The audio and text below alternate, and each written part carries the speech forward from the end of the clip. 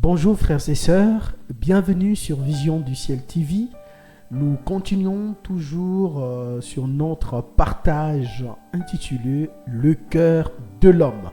Donc dans notre précédent partage, nous avons parlé le temple de Dieu ou le temple d'Élohim. Et nous continuons toujours dans ce partage comme je l'ai dit tantôt. Et aujourd'hui, nous parlerons Dieu frappe devant la porte de ton cœur. Dieu frappe devant la porte de ton cœur. Et notre partage de ce soir est basé sur Apocalypse chapitre 3. Nous allons lire à partir du verset 19 jusqu'au verset 20. La Bible nous dit: moi, je repens et je châtie tout ce que j'aime. Et donc du zèle et réponds-toi. Voici, je me tiens à la porte et je frappe. Si quelqu'un entend ma voix et ouvre la porte, j'entrerai chez lui. Je souperai avec lui et lui avec moi. Voici, je me tiens. Qui se tient? Yehoshua. Qui se tient devant ta porte. Quelle porte? La porte de ton cœur. Et je frappe. Si quelqu'un entend ma voix, ouvre la porte, j'entrerai chez lui, je souperai avec lui et lui avec moi. Regardez la démarche. Tu étais quelque part, tu es assis quelque part, et voici le Seigneur qui va venir frapper. Cela prouve que le Seigneur t'aime tant. Il vient frapper à la porte de ton cœur. Le but du Seigneur, c'est qu'il rentre. Regardez l'image à droite. Bon, vous savez bien que ça, c'est pas Jésus, c'est juste un symbole, c'est une image. Donc, cette personne est en train de frapper devant la porte qui représente ton cœur. Il frappe devant ton cœur. Si quelqu'un entend la voix, une condition, et ouvre la porte, si quelqu'un entend la voix, le Seigneur a déjà marqué un pas. Au moment que tu es en train d'entendre ce partage, c'est le Seigneur qui est en train de frapper devant ta porte de ton cœur. La Bible dit, si vous entendez sa voix, n'endurcissez pas vos cœurs. Le Seigneur a déjà marqué un pas. Il est en train de frapper devant ton cœur. Il arrive parfois, tu es là en train de réfléchir sur beaucoup de choses. Mais n'oublie pas que c'est le Seigneur parfois qui t'interpelle, qui frappe devant la porte de ton cœur. La Bible dit, si quelqu'un entend ma voix, déjà il faut reconnaître la voix de l'Éternel. Il y a beaucoup de voix qui nous parlent. Et parfois, c'est difficile qu'on puisse écouter la voix du Seigneur. On obéit souvent à cette voix qui retentit le plus, qui est la chair.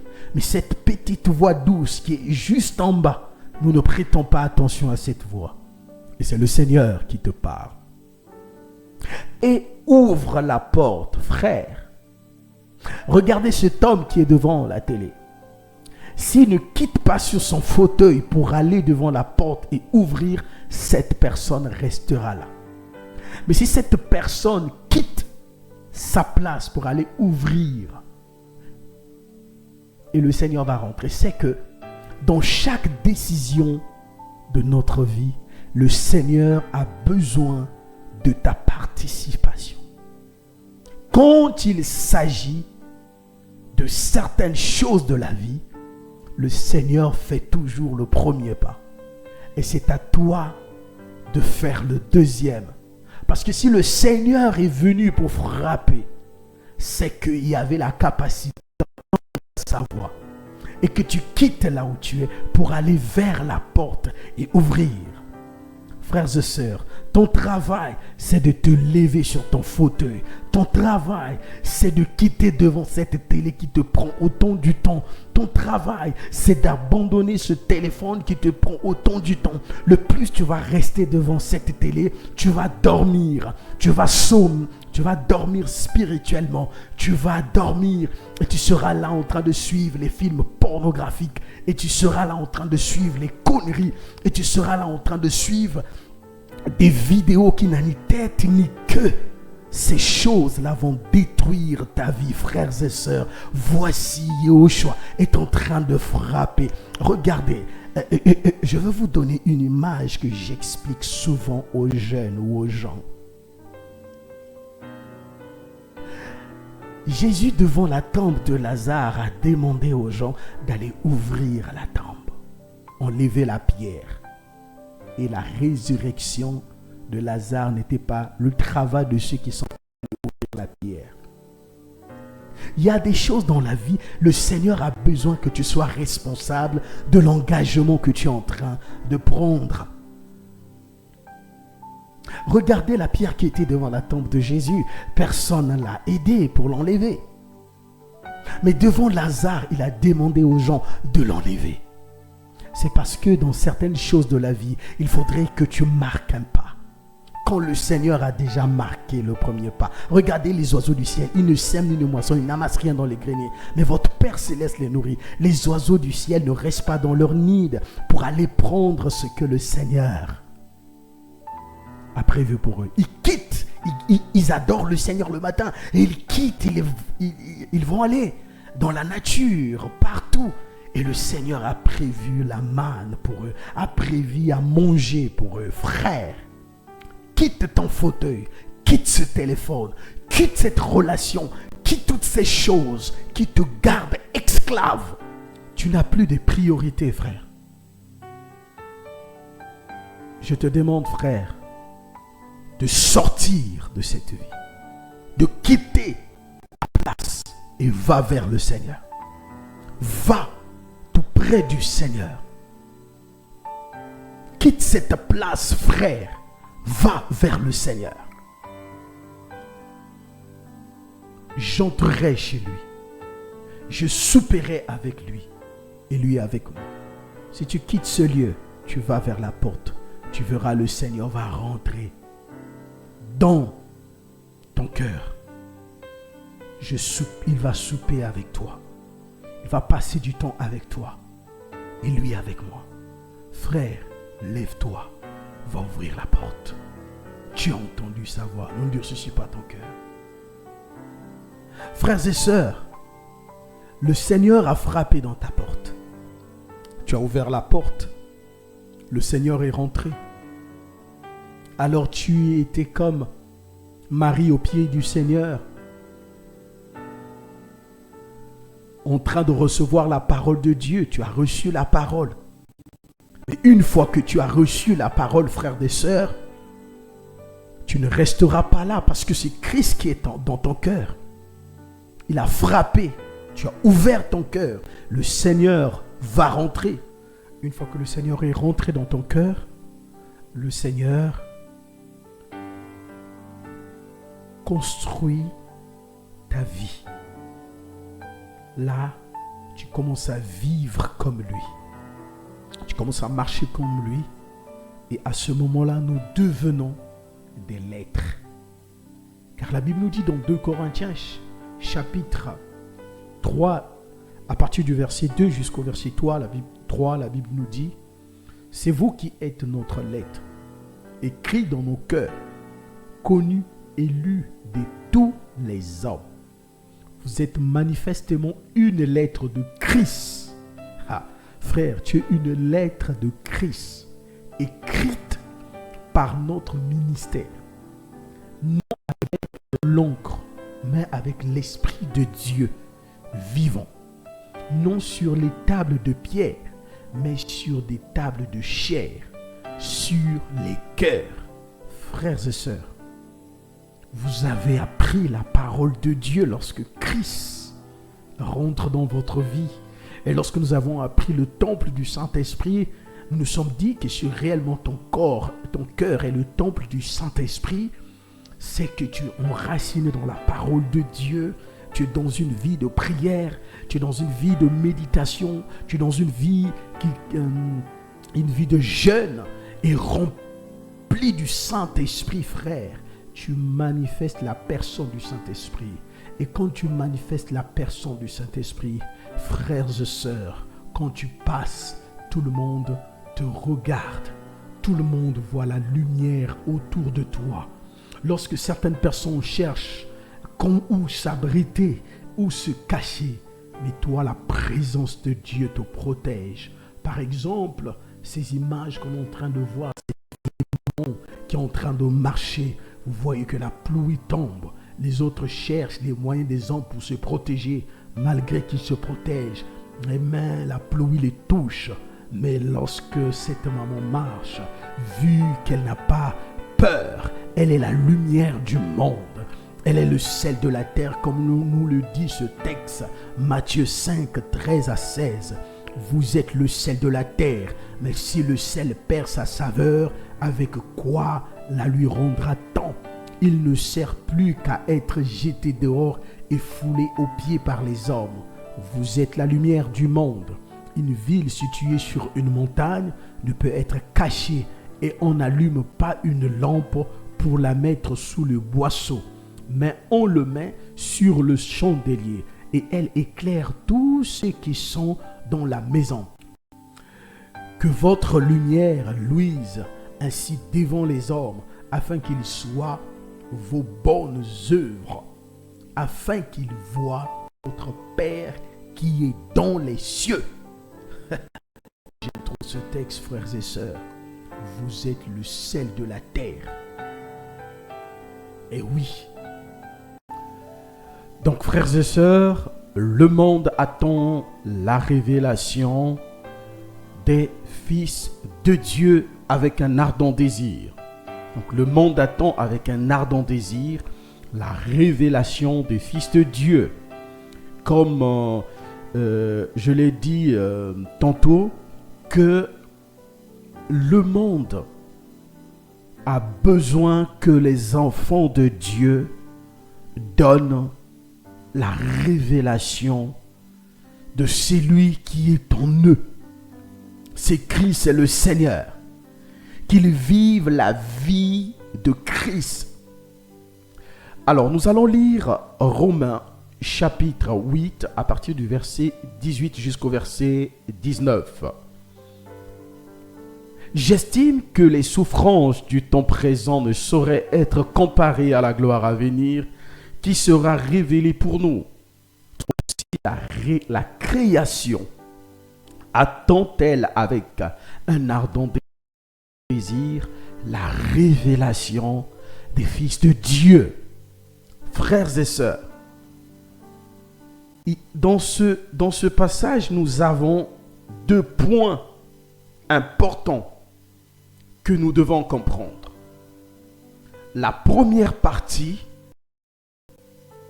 c'est la partie A de ce texte.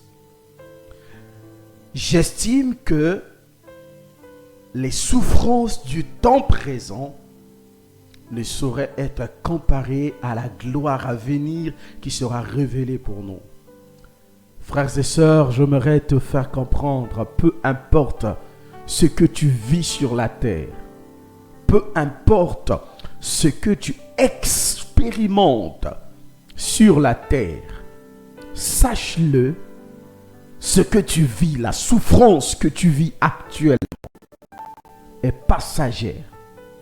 C'est un temps limité, un temps limité. Vaut mieux souffrir aujourd'hui et vivre la gloire à venir. Vaut mieux vivre la vie éternelle. Vaut mieux vivre la joie éternelle. Parce que un jour, Dieu va juger ce monde. Yahushua va juger ce monde. Tu sais, beaucoup d'entre nous aujourd'hui, nous aimons plus la joie d'aujourd'hui Mais nous oublions que il y a une souffrance éternelle. Quand on parle de l'éternité, l'éternité veut dire qu'il n'y aura pas de fin. L'éternité veut dire qu'on ne va pas voir une porte de sortie quelque part. Ça va continuer. Ceux qui ont fait les mathématiques savent que l'infini veut dire vous commencez à zéro et vous ne savez pas si vous allez finir. L'éternité. Donc frères et sœurs, vaut mieux souffrir un peu maintenant. Cette petite souffrance, cette petite souffrance temporaire, cette petite souffrance qui finira un jour par finir, qui finira un jour à terminer, qui finira un jour à prendre une fin. Et puis vivre une vie éternelle avec ton Seigneur, avec ton Roi, ton Sauveur. C'est lui qui a donné sa vie pour toi. C'est lui qui a donné son corps pour toi. Père de gloire, oh, aide-nous. Nous avons besoin de toi, Seigneur. Frère, pourquoi allons-nous perdre le temps sur des choses terrestres, sur des choses qui vont nous détruire demain, qui vont faire à ce que nous puissions rentrer dans une souffrance éternelle, sachant que Dieu nous a donné la possibilité de vivre une vie éternelle. Pourquoi allons-nous choisir le mensonge? Parce qu'on veut résoudre un problème. Pourquoi allons-nous choisir le péché? Parce que l'âge avance, il faut avoir des enfants. Pourquoi allons-nous choisir le vol? Parce que je n'ai pas l'argent pour payer le ticket, pour aller prendre des choses qui n'ont rien à voir avec la volonté de Dieu, pour pouvoir résoudre un problème et demain, pour juste vivre une joie temporaire et demain vivre une souffrance éternelle. Que servira-t-il à un homme de gagner ce monde et puis perdre son âme, frère? Regarde un peu. Aujourd'hui, beaucoup ont sacrifié leur salut parce qu'on se manque de lui, il n'a pas d'enfant, il est trop âgé. Mais une seule chose est vraie, il ne restera aucune pierre sur cette terre. Tous nous partirons.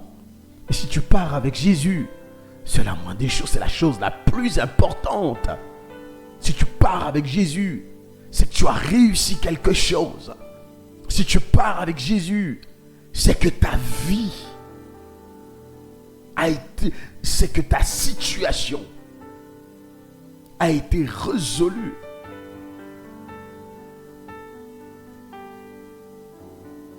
Frère, vis la gloire du Seigneur. Frère, sœur, pourquoi vas-tu laisser que ton corps soit utilisé par qui que ce soit et tu es devenu un instrument de l'ennemi? C'est limité. Pourquoi aller perdre ton âme? Pourquoi? Et tous les jours tu vas à l'église, tous les jours tu chantes, tu élèves la main et les gens t'acclament, sachant que tu es dans le péché, sachant que tu vis avec un homme dans la maison et vous n'êtes pas mariés, sachant que tu es un menteur au travail, tu prends des arrêts qui n'ont pas une raison, juste parce que tu vas aller à une fête. Non frère, pose des congés, prépare-toi à l'avance. Frère, pourquoi tu es en retard, mais tu mens à ton patron que je suis en route, l'enfant était malade, tandis que l'enfant est à l'école? Pourquoi toutes ces choses? Mets-tu ton salut au danger parce que tu veux gagner quoi? Oh frère, je sais qu'il y a beaucoup de situations qui se passent, mais je n'ai aucune explication, aucune raison à donner à la lumière de la parole de Dieu, frère. Pourquoi vivons-nous dans le mensonge, dans le péché, tandis que ce temps dans lequel nous vivons est limité et temporaire? Frère, sœur, ton salut est plus important que toute autre chose. Ton salut est plus important que toute autre chose. Peut-être qu'on n'a pas compris que le salut, c'est la chose la plus importante que Dieu nous a donnée gratuitement. C'est par la grâce que vous êtes sauvés. Cela ne vient pas de vous, mais c'est le don de Dieu, afin que personne ne se glorifie. Regarde ce travail que Christ a fait à la croix pour toi et moi, afin que nous puissions avoir la vie éternelle. Frère, ce temps que nous vivons sur la terre est limité. Aucune personne dans notre génération fera 800 ans, 1000 ans. Non, nous tournons tous autour de 100 et quelques années. Et puis après, nous allons mourir. Mais si tu n'as pas préparé ton ciel, après la mort, il y a une vie éternelle. Ben oui, il y a deux vies, soit la souffrance éternelle ou la joie éternelle. Et Paul l'a bien dit. J'estime que les souffrances du temps présent ne sauraient être comparées à la gloire à venir. Et si Paul le disait, est-ce que le Seigneur l'a fait goûter des choses dans le spirituel? Il a compris des choses. Lisons la parole, nous allons voir qu'il était parti jusqu'au 7e ciel. Frères et sœurs, sortons de ce qui va détruire nos vies. Sortons de ce qui va détruire nos corps, nos âmes et nos pensées. Ton âme est plus importante, car la Bible dit que l'âme qui pêche, c'est elle qui mourra. Alors la deuxième partie de ce texte nous dit, aussi la création attend, telle avec un ardent désir, la révélation des fils de Dieu. Oui, Dieu a besoin de toi. Nous avons parlé que nous sommes des lettres. Nous avons parlé que nous sommes le ciel de la terre et la lumière du monde. Yahushua n'est pas visible, mais c'est en nous qu'on va lire le Seigneur. Oui, si tu dis que tu vis comme si tu dis que tu appartiens à Jésus, d'après 1 Jean chapitre 2, si je ne me trompe pas, le verset 6, la Bible nous dit, si tu dis que tu demeures en Christ, tu dois vivre comme Christ a marché. Le monde a besoin de toi. Le monde a besoin de toi. C'est toi, c'est toi, c'est moi. Le monde a besoin de la révélation des fils de Dieu. Aujourd'hui, quand on rentre dans certains endroits, c'est nous les chrétiens, des enfants de Dieu, qui avons un certain comportement négatif. Pas de discipline. Et quand nous lisons les Saintes Écritures, elle est remplie d'une instruction exceptionnelle, comme nous l'avons dit dans la précédente vidéo. Nous avons parlé que toute Écriture est inspirée de Dieu, capable d'enseigner, de corriger, de convaincre, afin que l'homme de Dieu soit bon devant toute bonne œuvre. Frères et sœurs, la parole de Dieu nous instruit afin que nous soyons des personnes efficaces. Les gens qui n'ont pas Dieu font des merveilles. Mais à plus forte raison, toi et moi qui avons Jésus, pourquoi tournons-nous en rang? Pourquoi jouons-nous avec notre vie? Le monde a besoin de toi pour voir Christ. Le monde a besoin de moi pour voir Christ. Sors de ces choses, frère. Jésus a besoin de toi, oui. Tu peux dire que c'est difficile. Dis au Seigneur, il va t'aider. Le monde attend avec un ardent désir la révélation des fils de Dieu.